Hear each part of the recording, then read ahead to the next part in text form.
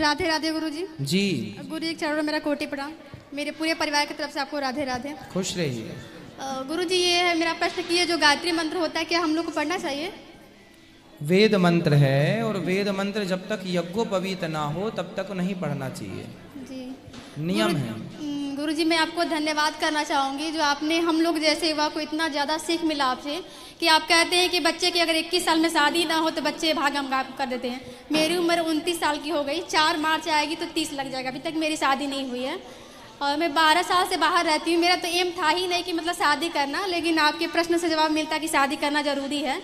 Actually मैंने इतना अपने फ्यूचर में अपने घर ही में देखा है, पति पत्नी में बहस होती है, ये माँ बहन करती है, तो क्या ऐसे पति की भी आरती करनी चाहिए? जो माँ लड़की के माँ को गाली दे वो कौन सा पति हो सकता है? तो ऐसे जिंदगी से बढ़िया का अकेले रहे भगवान का भजन तो अभी तो आपकी शादी ही नहीं हुई। मैं देखी हूँ गुरुजी ऐसे। अरे देखना तो देखो, बहुत कुछ देखना होता है बेटा। तो समाज में अक्सर तो यही मिलता है। आप कह रहे हैं 1% लोग 90% लोग अच्छे हैं, लेकिन मेरे इधर के लोग कुशीनगर से बिलोंग करती हूँ मैं, मेरे साइड में 90% ऐसे हैं जो पत्नी को एकदम पनिश करते, सजा देते हमेशा। 1% अपने पति से खुश रहते हैं औरतें। तो मुझे मन नहीं होता कि मैं शादी करूँ। तो जिस तरफ के लड़के अच्छे हों, सम्मान करें, उस तरफ वालों से कर लो। वैसा कोई मिलता नहीं है। मैं आपकी कथा से जो भी आप कहते हैं हर एक चीज़ मैं फॉलो करती हूँ। माँ बाप का सेवा करना, अपने से बड़ों की इज्जत करना, जो भी है A to Z मैं अपनी तरफ से पूरी कोशिश करती हूँ कि आप जो भी बताएं मैं उसको फॉलो करूँ। पता है, एक साइंस बता रहा हूँ लड़कियों के लिए, विज्ञान। लगभग लड़कियों में समय से विवाह हो जाने से, यदि लड़की का विवाह समय से हुआ तो समय से विवाह होने से उसका जो शरीर है अर्थात उसकी जो सुंदरता है विवाह के बाद वो और निखर आती है। यदि आपका विवाह समय से नहीं हुआ तो आप डाउन हो जाते हैं। आप जैसे प्यास की जरूरत है ना, प्यास तो पानी चाहिए, भूख तो भोजन चाहिए, उसी प्रकार ये पति पत्नी एक प्रकार की जरूरत है। गुरुजी, अगर पति एक प्रकार की क्या है तो क्या करेंगे? तब जरूरत तो है। हो जाएगी। यदि उस समय पर वो जरूरत पूरी नहीं हुई तो वो किसी और क्षेत्र में आपका नुकसान कर सकती है। ये नुकसान पुरुषों में कम देखा गया पर स्त्रियों में ज्यादा देखा जाता है। मैं इस बात से एक छोटा सा एक एग्जाम्पल दे दूं आपको। एक हमारे परिचित की एक बेटी है, हमारी बहन। हम कथा सुनाने गए थे एक जगह, तो वो उसकी माँ आती थी, तो वो जैसे आप लोग हमसे जुड़े हैं ऐसे वो भी जुड़े हैं। तो उसकी शादी नहीं हुई तो उसकी माँ चिंतित रहती थी, मेरे से बोली गुरुजी कोई लड़का हो तो बताओ। मैंने कहा आप ही देखो कोई बढ़िया लड़का। एक दिन क्या हुआ, उसके पेट में दर्द हुआ तो वो डॉक्टर को दिखाने गई। तो देखो डॉक्टर ने उसको बोला कि यदि आपका 1 वर्ष के अंदर विवाह नहीं हुआ तो फिर आप बहुत डैमेज हो जाएंगी। मतलब गर्भाशय में कुछ इन्फेक्शन हो गया था, कुछ होता होगा, वो डॉक्टरों की भाषा थी, मुझे नहीं पता, लेकिन कुछ हुआ था उसके पेट में, उसके अंदर सिस्टम में, जो वो तभी ठीक हो सकता था जब उसका विवाह हो और उसे एक पति के रूप में पुरुष प्राप्त हो, तभी उसकी वो बीमारी ठीक हो सकती थी। उस डॉक्टर ने बोला। उसकी माँ चिंतित थी और उसने बहुत तेजी से लड़की की खोज की और उसका फिर विवाह हुआ लगभग। तो कुल मिला के ये चीज साइंस है एक प्रकार का। पुरुष लोग प्रभावित नहीं होते इस बात से कि विवाह हुआ है कि नहीं हुआ, लेकिन लड़कियां, स्त्रियां, मैं ये नहीं कहता 100% प्रभावित होती हैं, पर 99% लड़कियां प्रभावित होती हैं विवाह ना होने से। समझो, किसी बढ़िया डॉक्टर से समझो इस बात को, साइंस समझो, इसका गहराई समझो। आपको ये पति पत्नी क्या है? ये पति पत्नी एक दूसरे की जरूरत है। अब आपको प्यास लगी है, पानी ही ना पियो, भूख लगी है, भोजन ही ना करो। उसी प्रकार 25 साल की जो आयु है, पहले के लोग तो 12 साल में कर देते थे, फिर सरकार ने 18 किया तो 18 में कर देते थे। हम 12 और 18 पर भी बिलीव नहीं कर रहे हैं। कम से कम 25 के अंदर, 24, 23, 24, 25, 23, 23, 24, 25 ये टाइम पीरियड ऐसा है। अब देखो आपका विवाह नहीं हुआ, आपका विवाह नहीं हुआ। नहीं हुआ। जी। अब आपके विवाह ना होने से आपका शरीर इस प्रकार से सूखा हुआ है। मेरी थोड़ी तबीयत खराब हो गई थी गुरुजी, पहले ऐसी थी नहीं, थोड़ा सा दिक्कतें आ गई थी तो। आप 24 साल तक आपके शरीर में एक अलग एनर्जी होती है, हाँ या ना? होती है गुरुजी। और 24 के बाद यदि विवाह नहीं हुआ तो वो माइनस होने लग जाती है। आप किसी भी लड़की को देख लो, आप 30 साल की लड़की को देख लेना और उसका विवाह ना हुआ हो, और 30 साल की लड़की को देख लेना उसका विवाह हो चुका हो, दोनों में अंतर दिखेगा आपको। जब उसके 2 बच्चे हो चुके होंगे 2-2, उसके बाद भी वो उससे यंग दिखेगी, जवान दिखेगी। ये विवाह कोई ऐसे थोड़ी है। भगवान राम ने विवाह किया था बेटा, जी गुरुजी। माता सीता ने विवाह किया, तुम कह रही हो हम विवाह नहीं करेंगे। देख देख के अरे गुरुजी। देख देख के क्या है, देख ऐसे क्या देखती हो? अच्छा देखा करो, जिनकी गुरुजी, गृहस्थी आप बढ़िया चल रही है वो भी देखा करो।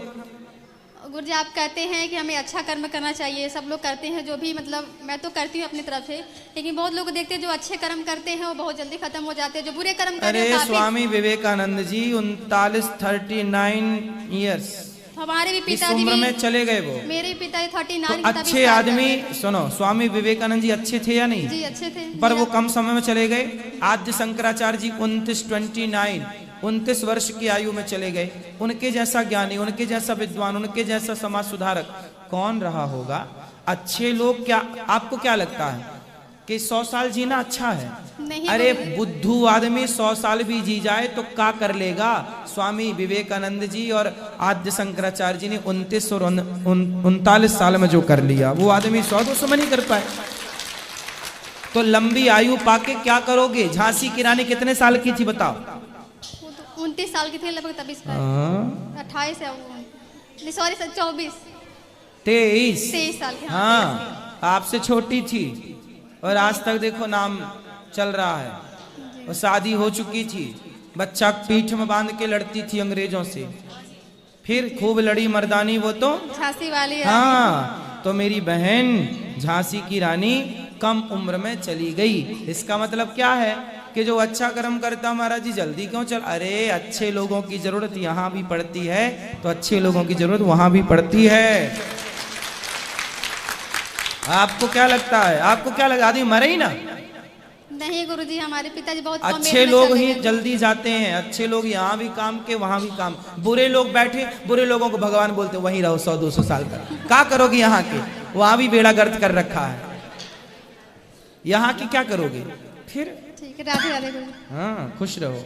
गुरुजी मेरा पति अच्छा नहीं है, मारता है पीटता है, बहुत बहुत बुरा है, मुझे बहुत मारता है। वो गुटखा खा के मुंह में थूक देता है, बेल्टों से मारता है, ईंट में। मैंने बच्ची को भी घर से निकाल दिया मार पीट के। कहाँ पति?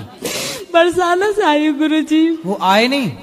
वो अब मतलब 10 बार घर से निकाल दे, आता है चले बना के ले जाता, फिर मारता है, बहुत मारता है। फिर मेरी सास ने बोला कि बेटा अगर अपनी जान बचानी है तो चले जाए यहाँ से। मेरी सास वास बहुत अच्छी तो क्यों मारती है वो? मतलब पति क्यों मारता है? वो गंदा है, सोचता है, गलत सोचता है, किसी से अफेयर चलती है वगैरह वगैरह। मैं घर में पैक रखता है गुरुजी, नहीं छत पे जाने देता, ना रात को टॉयलेट वगैरह कहीं नहीं जाने देता गुरुजी घर में। फिर भी कहती मैं नहीं गई, फिर भी मुझे मारता है बहुत बुरी की तरह। जब सास वास बचाने आती है तो कहता है चल तेरा घर नहीं है, निकल यहाँ से, जा उसको धक्के मार के मार जाती आपकी है। उम्र कितनी है? मेरी उम्र 21 साल है सर गुरुजी। मेरी एक बेटी है बस। मेरी बेटी को भी कहता है नाजायज औलाद कहता है। मैंने कहा जब ऐसी बात है तो डीएनए टेस्ट करवा लो।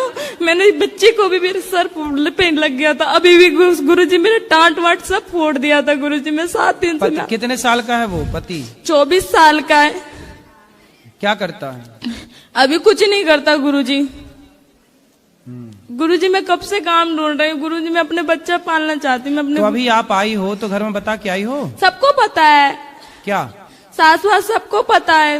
वो बोल रही आज भी मैंने बात की, मम्मी बोली अपने बच्चा कहीं भी रही हो बस अपना ठीक से रही हो।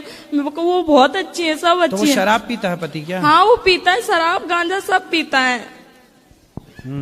गुरुजी मुझे काम चाहिए गुरुजी। एक बार ले आते तो गुरुजी वो नहीं, किसी की नहीं सुनता, ना माँ की सुना ना बाप की, किसी की नहीं। हर घर उसके 2-2 कंप्लेन हो रखे, उसके बहुत कंप्लेन। आपने शादी के पहले नहीं देखा था ये सब चीजें? नहीं था वो गुरुजी, पता गुरुजी। तो किसने शादी कराई आपकी? गुरुजी ऐसे ही टोला पड़ोस में करवा दिया। मेरे माँ बाप नहीं है गुरुजी, मेरी दादी दादा अपने पाला पोसा बचपन से रही, उनके पास ही में रही। आपके माँ बाप नहीं है? नहीं है।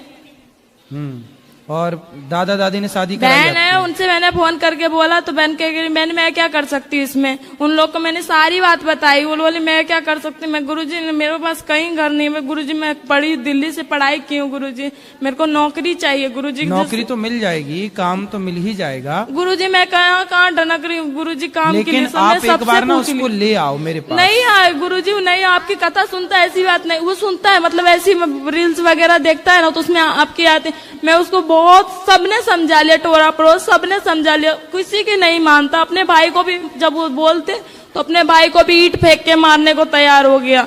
मुझे कहीं रास्ता नहीं दिखा गुरुजी, मैं बहुत दिन से डनक रही, बहुत जगह काम ढूंढ रही। मैंने यहाँ भी सबको बोला काम के लिए कि मुझे काम दे दो, मैंने 10वीं पढ़ाई कर रखी है। ठीक है, काम मिल जाएगा, कहीं भी काम मिल जाएगा। पहले एक बार ठीक है, एक बार उसको जब वो आएगा लेने आपके पास। अब नहीं आएगा गुरुजी, कहता था कि एक दिन भी छोड़ दिया ना तो फिर मैं कभी नहीं आऊंगा, वो नहीं आएगा गुरुजी। वो अरे आएगा, वो गुरुजी ऐसा मारता है, पूरा सर वगैरह सब मेरा फट रखा है गुरुजी। मैं वहाँ पे वो आए अभी तो भी नहीं जाना चाहती गुरुजी, वो बहुत बेकार। अभी यहाँ पे आप समझा जाइएगा, वो समझ भी जाएगा, फिर घर जाके क्या कहेगा, मेरे तो इज्जत उछाल दी, ये वगैरह कर दी, मेरी ये कंप्लेन कर दी वगैरह की। अगर मारेंगे तो मैं अपनी सास वगैरह सबको बताती है, सास वगैरह को, सास को नहीं बता दादी हैं? नहीं रहे, 2016-17 में खत्म हो गए, नहीं है मेरे दादा दादी। तो आपका ब्याह फिर मतलब शादी के पहले दादा दादी खत्म हो गए थे? हाँ, शादी के बाद। और शादी के पहले माँ बाप खत्म हो गए थे? नहीं, मैं तो जन्म ली थी ऐसी, मेरी माँ खत्म तो हो फिर आपका विवाह किसने कराया था, किसने कन्यादान लिया? रिश्तेदार वगैरह ने। रिश्तेदार वगैरह ने, रिश्तेदारों ने। हाँ। चलो आगे भगवान से प्रार्थना करते हैं कि आपको सब ठीक, आपका पति अच्छे से रखे, यही प्रार्थना कर सकते हैं। मुझे फिर भी काम चाहिए, काम तो मिल जाएगा, काम की चिंता ना करो, मिल जाएगा। पर एक बार उसको ले आना, मैं समझा के संतुष्टि करूंगा अपनी, मैं खुद संतुष्ट तब होऊंगा जब मैं उससे बात गुरुजी वहाँ गोवर्धन में भी मतलब उनको सबने समझाया था, सबने नहीं, किसी की नहीं सुनता गुरुजी। एक बार हम समझाएंगे, हम तब संतुष्ट होंगे जब हम स्वयं समझाएंगे उसको। जब वो हमारी नहीं समझेगा तब हमें लगेगा कि हाँ अब ये नहीं समझेगा किसी की। ठीक है, कोशिश करेंगे उसको समझाने की। बढ़िया, अच्छा। राधे राधे गुरुजी। हाँ बेटा, मुझे आपके साथ रहना है। क्यों क्यों रहना है? वो आपकी बेटी है। आप ही तो हैं। मुझे अपनी बेटी बना लो। बिल्कुल, आप हमारी बेटी ही हो। बताओ क्या मुझे सेवा आपके करें? साथ रहना है। घर पे कौन कौन है? आपके घर पे कौन कौन है? बस दादी और मम्मी और पापा, बस मैं हूँ। अच्छा, पिताजी क्या करते हैं आपके? पिताजी तो मर गए। और माँ? मम्मी तो ड्यूटी करती है। अच्छा, ड्यूटी क्या करती है माँ? मम्मी काम करती है ऑफिस का। और आपका ख्याल कौन रखता है? मम्मी तो ऑफिस चली जाती, दादी रखती है। आप पढ़ते भी हो?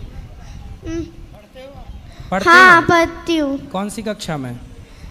मैं 3 क्लास में हूँ। अच्छा, दादी कहाँ है? दादी है री। अच्छा, माँ नहीं आई आपकी? मम्मी है ना। आई नहीं यहाँ पर? नहीं।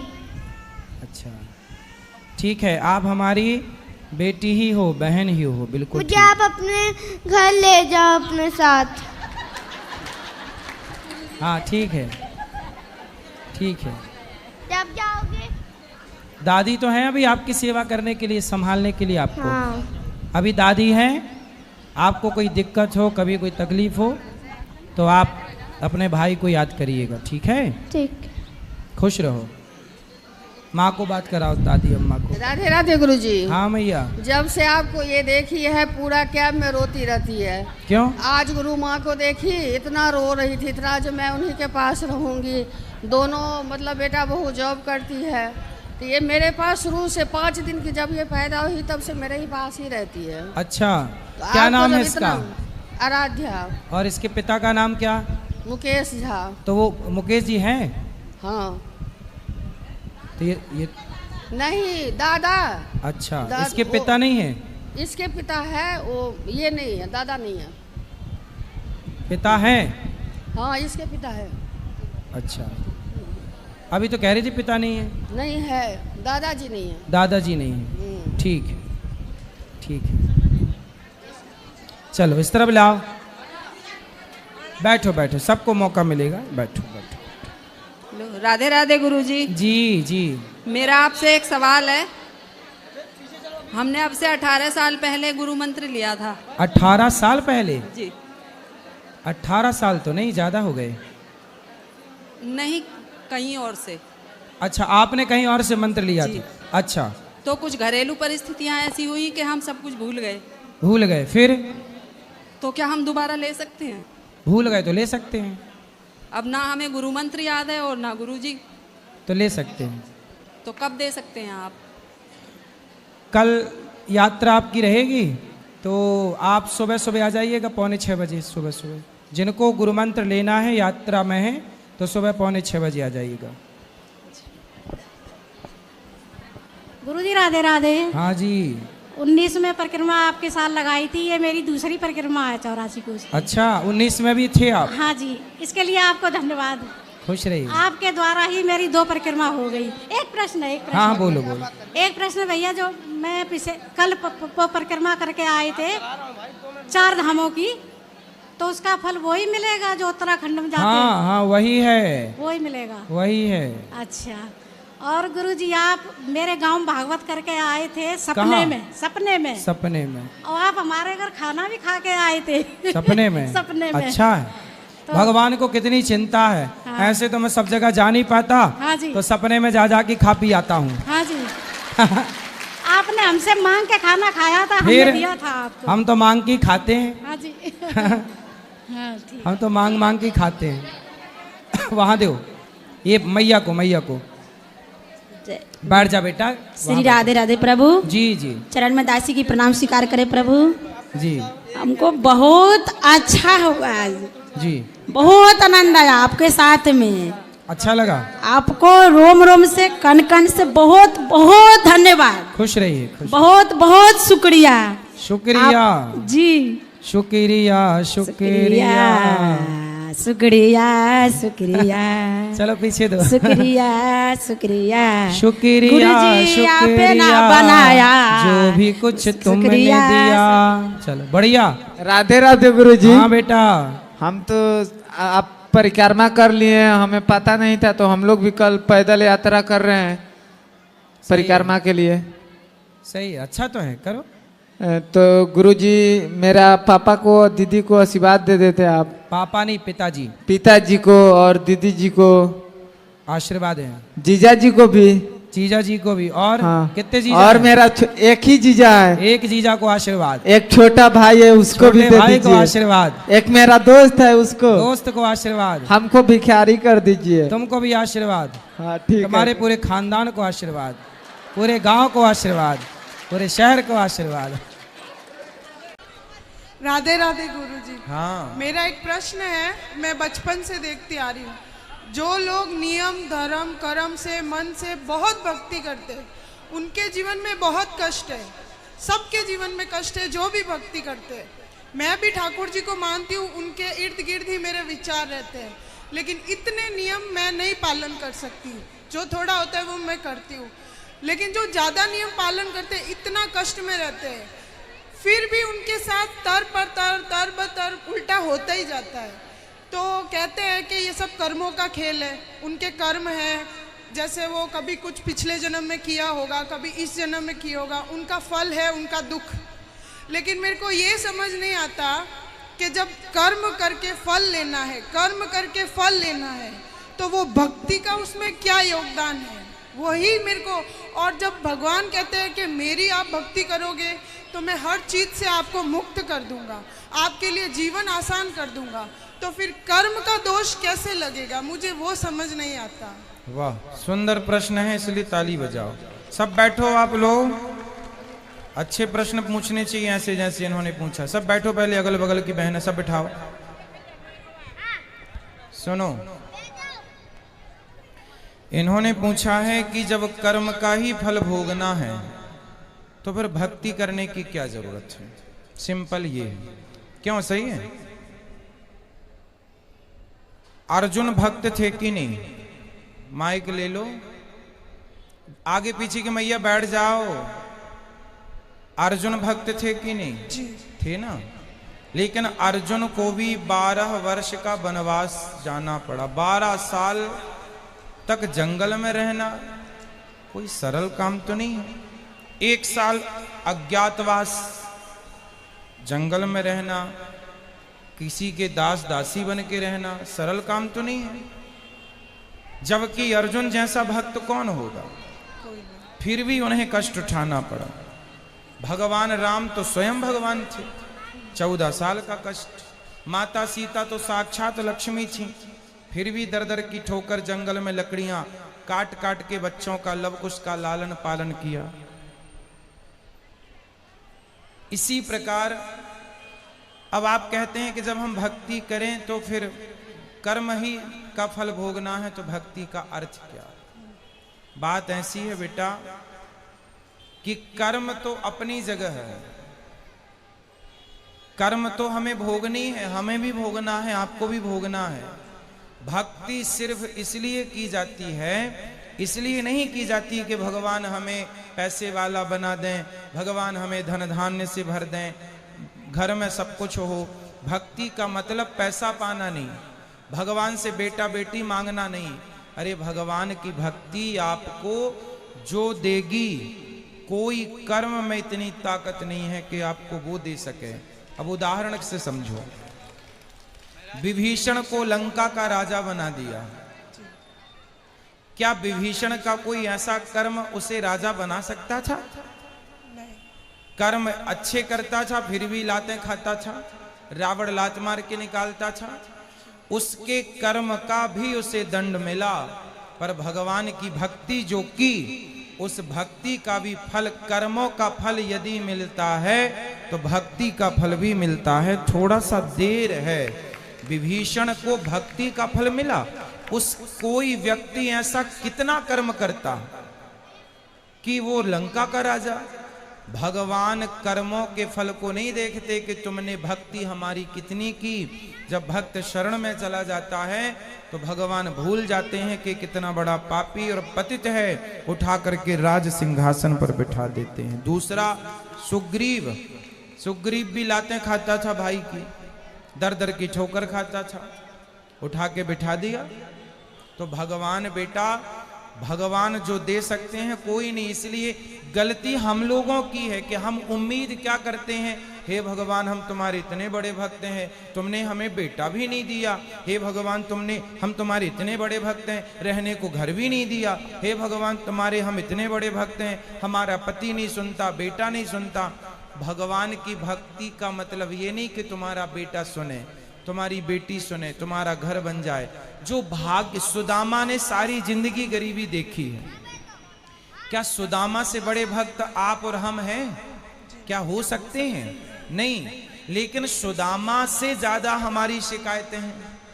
सुदामा की तो एक भी नहीं थी, सारी जिंदगी भीख मांगकर गुजारा किया, सारी जिंदगी भगवान की भक्ति की, और मांगने नहीं गए, 4 मुट्ठी चावल अपनी हैसियत के अनुसार देने गए। जब सारी जिंदगी उन्होंने भक्ति की और फिर भी गरीबी में रहकर शिकायत नहीं की, तब भगवान ने देखा कि भक्त पक्का है।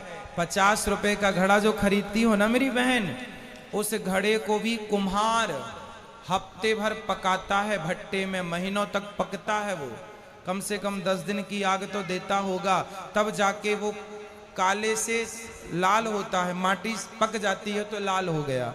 अरे घड़े को भी पकने के लिए आग में उसे डालना पड़ता है।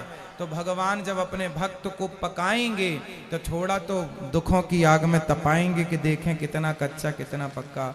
इसलिए हर हाल में गोविंद का स्मरण करो और ये मत कहो कि हमें भगवान से कुछ चाहिए। लोग कहते हैं कि भगवान के भक्तों को दुख मिलता है। अरे जो भगवान का सच्चा भक्त हो जाएगा उसे पता ही नहीं चलेगा कि दुख क्या चीज है, उसे तो सुख ही मिलेगा। गोपियों को भगवान की याद में रोने में भी सुख था, कैसे कहें हम कि ये दुख था। इसलिए जो हो गया उनका वो दुख तो है ही नहीं।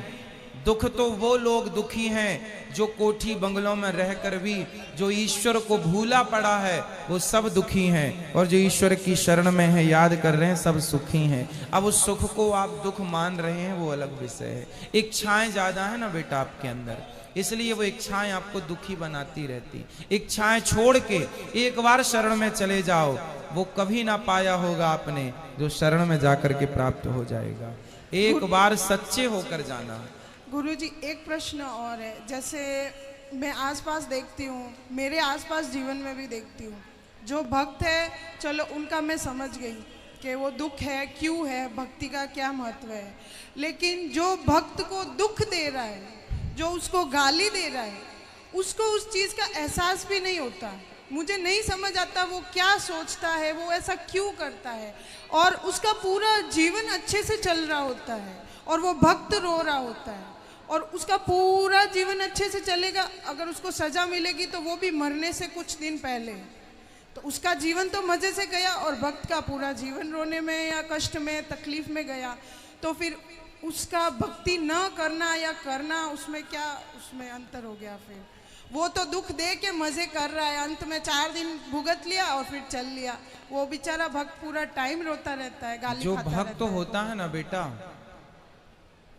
आप किसी भक्त को जाकर पत्थर मारिए, आप किसी भक्त को जाकर के लाठी और जूते से मारिए, तो मारने वाले की तरफ भक्त जब देखता है ना तो वो ईश्वर से प्रार्थना करने लगता है, हे भगवान इसने मुझे जूते मारे हैं, हे भगवान इसने मुझे पत्थर और लाठियां मारी हैं, हे भगवान इसे क्षमा कर देना।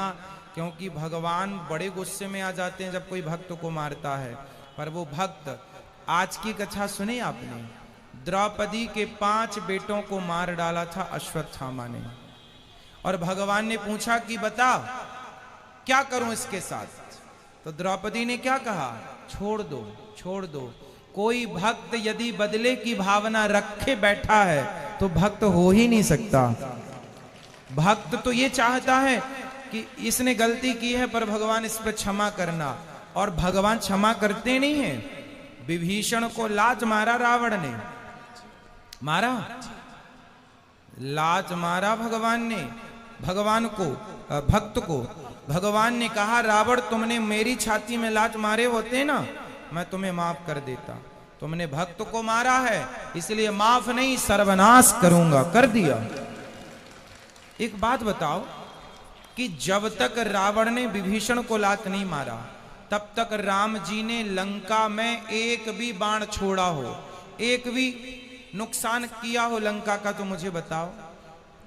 रावण ने सीता मां को चुराया, जयंत ने सीता मां के चरणों में चोंच मारी थी तो बाण छोड़ दिया था, त्रैलोक्य में जयंत को बचाने वाला नहीं मिला, चरणों में चोंच मारी थी केवल, और रावण तो पूरी सीता उठा कर ले गया।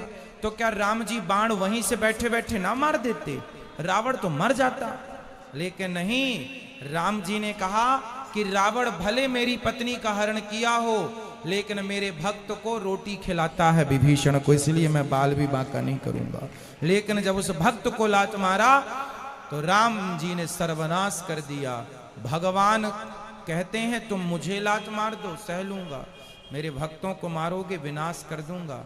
इसलिए मेरी बहन, आप जो कह रही हैं कि भक्तों का अपमान करके लोग मजे से रहते हैं, नहीं, उनको जब मिलेगा ना दंड, भगवान थोड़ा सा देर, God mills grind slow but sure, ईश्वर थोड़ा धीरे चक्की चलाते हैं, पिसता है उनके घर आटा धीरे, पर पिसता जरूर है।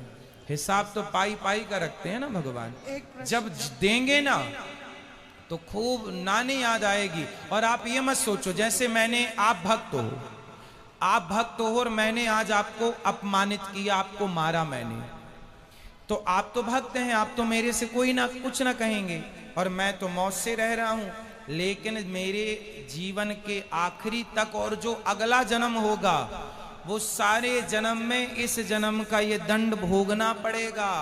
कोई अंधा है, कोई लंगड़ा है, कोई बहरा है, क्यों है? किसी जन्म का तो हिसाब चुक रहा है ये। क्यों लोग घिसट घिसट के चल रहे हैं? क्यों चप्पल पाँव में ना पहन के हाथ में पहनना पड़ रहा है? ये आज का ही कर्म दंड थोड़ी है, ये किसी ना किसी जन्म का कर्म दंड ही तो भोग रहा है। तो ईश्वर के घर देर है, अंधेर एक में। प्रश्न और लास्ट, जैसे भगवान कर्म की सजा देते हैं, उसको सजा मिल रही है, वो पूरा जीवन सजा ले रहा है, लेकिन उसको ये ज्ञात ही नहीं है कि उसको सजा क्यों मिल रही है और वो गाली दे रहा है, तो उस सजा का क्या फायदा? ज्ञान नहीं हो सकता बेटा, ये तुम्हारे और हमारे हाथ में नहीं है, यही तो ईश्वर के हाथ में है। मिलेगा बस, ये श्योर है, ये कन्फर्म है, बट ये नहीं कन्फर्म है कि आपको किस दंड पाप का। भीष्म पितामह को बाणों की सैया मिली। भीष्म पितामह ने कहा कि मैंने तो कोई पाप नहीं किया, मैंने तो कोई अपराध नहीं किया, मैं तो अपने 20 जन्म पुराना मैं जानता हूं। भगवान ने कहा 20 जन्म तक तो जानते हो, 20 जन्म के पहले 21वां जन्म देख लेते तो मिल जाता। एक सांप को कांटों के ढेर में फेंक दिया था 21 जन्म पहले, उसका दंड आज मिल रहा है भीष्म पितामह को। तो हमारी और आपकी सोच, हमारी और आपकी बुद्धि से ईश्वर का न्याय परे है।